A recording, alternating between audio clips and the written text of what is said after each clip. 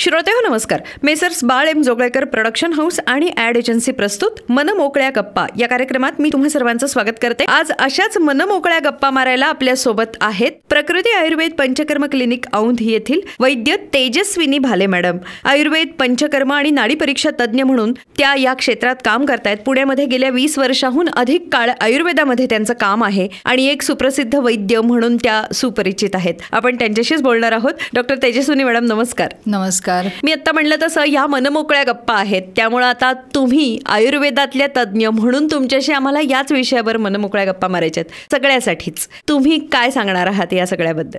आज आपण आहार विहार याच्याबद्दल खरं तर लोकांना खूप माहिती मिळालेली आहे, पण आपण थोडीशी दिशा बदलूया की काय पद्धतीने विचार केला पाहिजे की जेणेकरून हा आहार विहार का करावा.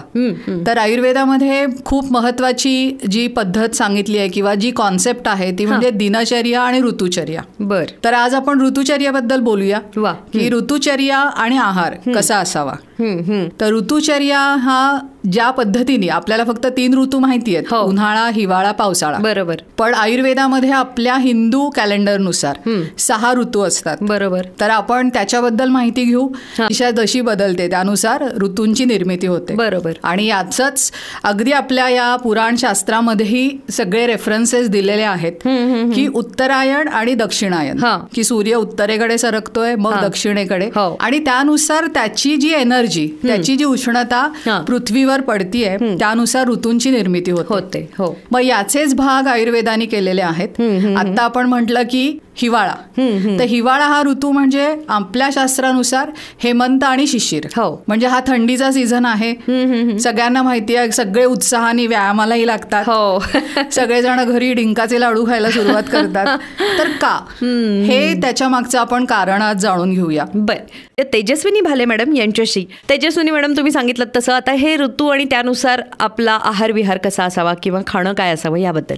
जसं मी म्हटलं की सूर्याची उष्णता ती निसर्गामध्ये ज्या पद्धतीने दाखवते त्यानुसार विविध पिकं तयार होतात. त्याचप्रमाणे ही उष्णता आपल्या शरीरातही आहे, ज्याला आपण जाठराग्नी असं म्हणतो. अग्नी म्हणजे आपली पचनशक्ती. तर या पचनशक्तीशी निगडीत आपला आहार असला पाहिजे. त्यामुळे ज्याप्रमाणे ऋतूनुसार ही पचनशक्ती कमी जास्त होते त्यानुसार आपण आहार बदलला पाहिजे. तर आता आपण हिवाळ्याचा विषय घेतलाय तर आपण इथूनच सुरुवात करूया, कारण आज छान थंडी आहे, शिशिर ऋतू पण चालू आहे. तर याच्यामध्ये आपली जी जाठराग्नी असते याची शक्तीही वाढलेली असते.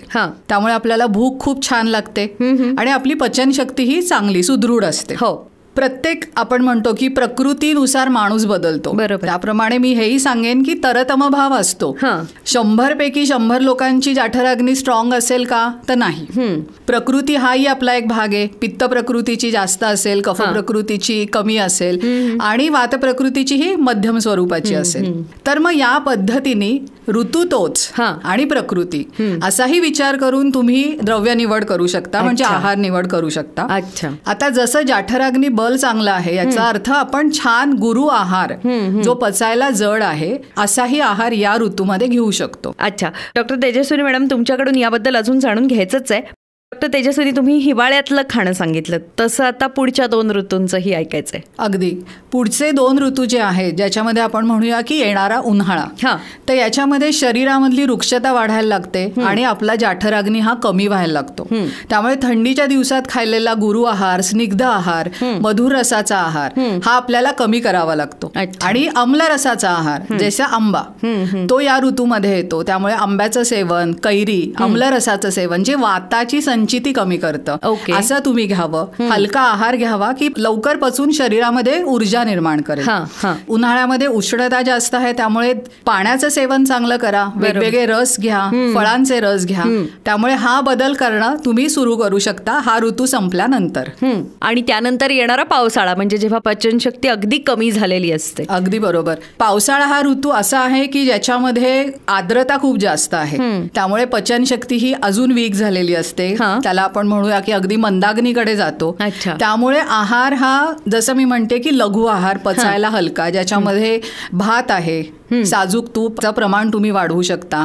वेली भाज्या जास्त खाण्यात ठेवा. दुधी भोपळा, दोडका, पडवळ, ज्या खूप नावडत्या भाज्या असतात पण अतिशय पथ्यकर भाज्या आहेत. अच्छा. हिरवे मुगांचं प्रमाण जास्त ठेवा.